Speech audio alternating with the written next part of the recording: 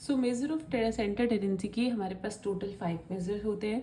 मैंने आपको स्टार्टिंग में की वीडियोस में बताया हुआ है। और उसमें से फर्स्ट जो कि कौन कौन से रहते हैं, mean, median, mode, geometric mean और हार्मोनिक मीन। उसमें से हमने मीन डिस्कस कर लिया, मीन मोड डिस्कस कर लिया, मीडियन डिस्कस कर लिया। आज हम पढ़ेंगे ज्योमेट्रिक मीन। ठीक है, कि ज्योमेट्रिक मीन क्या होता है।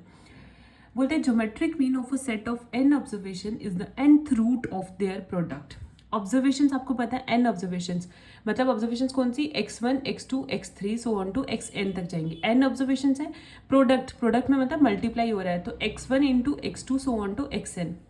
क्या बोलता है, geometric mean of a set of N observation is the nth root of their product. उनके प्रोडक्ट का वो nth रूट होता है। nth रूट मतलब 1/n। Thus, the geometric mean g of n observation xi goes to 1 to n is given by। तो geometric mean n observations का हमने यहाँ पे डिस्कस कर लिया। क्या है, आई g इसको डिनोट करेंगे g से, which is equal to geometric mean है तो g product of N observation. तो ऑब्जर्वेशन को आपको पता है x से डिनोट करते हैं, that is x1 into x2 so on to xn।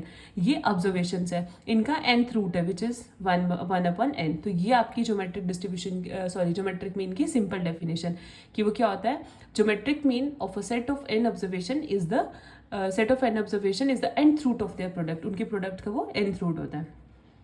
Computation is facilitated by the use of logarithm. अगर हम इसी फॉर्मूले में अपने लॉग को अप्लाई करते हैं तो उस केस में क्या होगा, लॉग समझते हो ना, लॉगरिदम फंक्शन होता है। Taking logarithm of both side, दोनों साइड लॉग लगाएंगे। देखो लॉग जी पहले इसके साथ लगाएंगे which is equal to, log का एक फॉर्मूला होता है। अगर आपको लॉगरिदम फंक्शन की कुछ प्रॉपर्टीज पता हो, ऐसे होता है। एक फॉर्मूला होता है log m पावर n। अगर आपके पास log m पावर n है तो इसका ये किसके इक्वल होगा, n log m के। ठीक है, अगर और भी बता देती हूँ, अगर log m इंटू n है तो वो होगा log m plus log n। एक नेक्स्ट हो रहा है, log अगर m अपॉन n है तो वो log m minus log n हो जाएगा। ठीक है, ये तीन प्रॉपर्टीज है। ऐसा नहीं है कि log m पर n है तो वो log n log m हो गया, ये कर दिया। अगर हमारे पास n log m है तो उसको भी हम log m पर n में लिख सकते हैं। अगर हमारे पास log m इंटू n है तो log m plus log n, तो log m plus log n को अगर हमें कहीं नीड पड़ती है कि उसको इसमें कन्वर्ट करना है तो हम कर सकते हैं। सिमिलरली थर्ड केस भी होगा। तो जब हमने जब हमने यहाँ पे log अप्लाई किया, देखो log g which is equal to 1/n।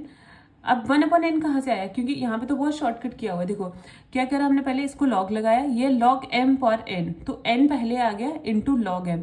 तो फिर अंदर प्रोडक्ट में आ रहे हैं, मल्टीप्लाई में आ रहे हैं, तो मैंने आपको बताया मल्टीप्लाई वाले प्लस में आ जाते हैं। तो सिमिलरली log x1 हो गया प्लस log x2 हो गया प्लस log xn हो गया, which is equal to 1/n summation I goes to 1 to n log xi।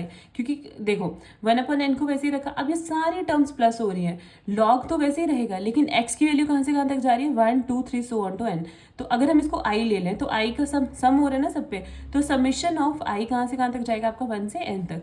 तो which is equal to 1/n summation of i goes to 1 to n log xi। ठीक है, अब hopefully आपको ये लिखना आ रहा होगा कि हम इसको कैसे लिख सकते हैं।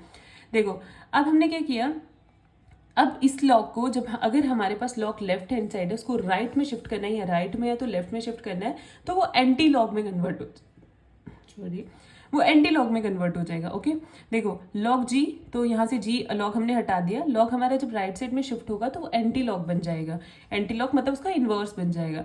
तो g is equal to anti log 1/n summation i goes to 1 to n log xi। आपकी वैल्यू वैसी रही। ये आ गया केस एक, आपने ये केस याद रखना, सिंपल फॉर्मूला होता है जो। दूसरा केस याद रखना जब हम उसको लॉग अप्लाई कर देते हैं। तीसरा केस याद रखना है इन केस ऑफ फ्रीक्वेंसी डिस्ट्रीब्यूशन। अगर फ्रीक्वेंसी डिस्ट्रीब्यूशन का केस आ जाता है तो उस केस में हम अपना ज्योमेट्रिक मीन कैसे निकालते हैं। In case of the frequency distribution xi given fi i goes to 1 to n, geometric mean g is, आपके पास ज्योमेट्रिक मीन की वैल्यू क्या आ जाएगी, g। अब देखो जो आपके पास क्या था, nth रूट तो रहेगा ही, क्योंकि अब लेकिन अब स्मॉल n से वो कैपिटल n में कन्वर्ट हो जाएगा, क्योंकि जब भी हमारे पास फ्रीक्वेंसी गिवन होती है तो हम कैपिटल n का ही यूज करते हैं, ये पता है ना आपको। उसमें हमने स्मॉल n लिया था, स्मॉल n होती है number of observation, capital n होता है सम, फ्रीक्वेंसीज का सम। तो फ्रीक्वेंसी के जब केस आ जाता है तो हमेशा कैपिटल n को कंसिडर किया जाता है। ठीक है, अब हमारा nth रूट तो वो रहा लेकिन कैपिटल n का हो गया, लेकिन इसकी इंडिविजुअल पावर f1 होती है, जैसे x1 की पावर f1 इंटू x2 की पावर f2 इंटू xn की पावर f1। ये कौन सा केस होगा, in case of frequency distribution. Where N किसके इक्वल होगा हमारा summation of I goes to 1 to n, आपको पता है फ्रीक्वेंसी का केस। अब अगर हम इस केस, ये तो सिंपल का आया उसको लॉग लगाया, ठीक है, इससे ये याद रख लोगे। अब फ्रीक्वेंसी का केस आया उस पर भी लॉग अप्लाई करोगे, लॉग जी। देखो सबसे पहले तो लॉग एम पर एन बन रहा है तो हमने एन लॉग एम लिख दिया, एन लॉग एम के बाद ये सब प्रोडक्ट में आ रहे हैं, ठीक है। प्रोडक्ट में आ रहे हैं तो पहले आप इसको ऐसे ओपन कर सकते हैं, log x1 f1 plus log x2 की power f2 plus log xn की पावर fn।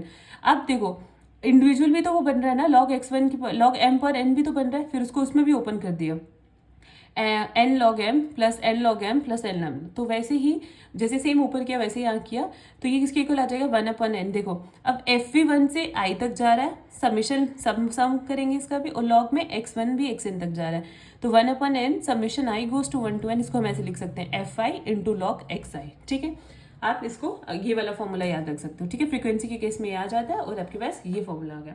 बोलते हैं thus we find that logarithm of the geometric mean is the arithmetic mean of the logarithms of the given way। तो हमें पता है we find that logarithm of the geometric, जब हम logarithm find करते हैं ज्योमेट्रिक में ना, वो एक का अर्थमेटिक मीन हो जाता है logarithm। देखो ये उसमें भी यही था ना एफ आई एक्स आई, बस लॉग इसमें लॉग एक्स्ट्रा आ गया। तो हमारे पास अगर उसी को एंटी लॉग में कन्वर्ट करना होगा तो g is equal to anti log 1/n summation I goes to 1 to n F I log X I. अब ये एक्स आई वैल्यू आपको कहाँ से मिलेंगी, बोलते हैं इन केस अगर ग्रुप फ्रिक्वेंसी डिस्ट्रीब्यूशन का केस आ जाए जिसमें हमारे पास इंटरवल्स होते हैं, इंटरवल्स में पढ़ा ना अभी कितने सारे क्वेश्चन करे 0 to 5, 5 to 15 जो भी, अगर वो केस आ जाए तो x is taken to be value corresponding to the mid value. तो मैंने आपको बताया कि उस केस में हम मिड वैल्यूज निकालते हैं, और मिड वैल्यूज कैसे निकलती है, दोनों इंटरवल को प्लस करके डिवाइड करते हैं 2 से, ठीक है। तो ये हमारे पास ज्योमेट्रिक मीन, ये हमारे पास ज्योमेट्रिक मीन का केस आ जाएगा। बस आपको क्या करना है, लेकिन एक एक वीडियोस को स्टेप बाय देखोगे फिर आपको नोटेशंस क्लियर होंगे, ठीक है। क्योंकि हर एक वीडियो में हम नोटेशंस को एक्सप्लेन नहीं कर सकते, फिर जो टॉपिक पढ़ रहे हैं उसका फ्लो खत्म हो जाता है।